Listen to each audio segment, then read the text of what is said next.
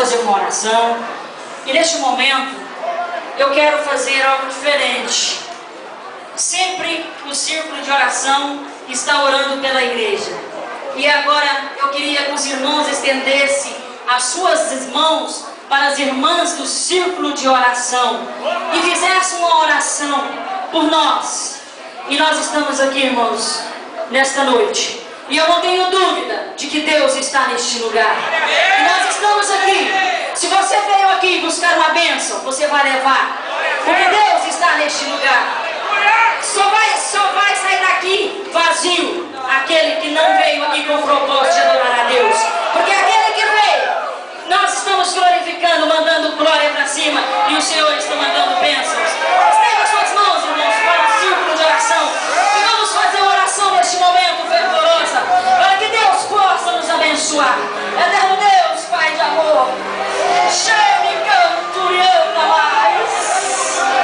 Chame canto mais.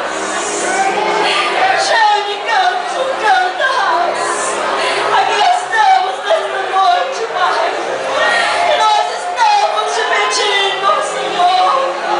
Senhor, sabemos que o Senhor já está conosco aqui nesta noite.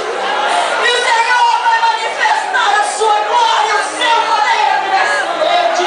Porque nós estamos aqui, Deus, para te louvar, para te adorar, Senhor, na beleza da tua santidade. Senhor, nós não queremos, Senhor, sair daqui vazio, mas nós queremos aqui, Senhor, sair cheio da tua glória. Senhor, falando em línguas estranhas, sendo batizado com o Espírito Santo. Senhor, nós queremos, Senhor, ver a tua glória aqui nesta noite. Fala conosco nesta noite, Jesus.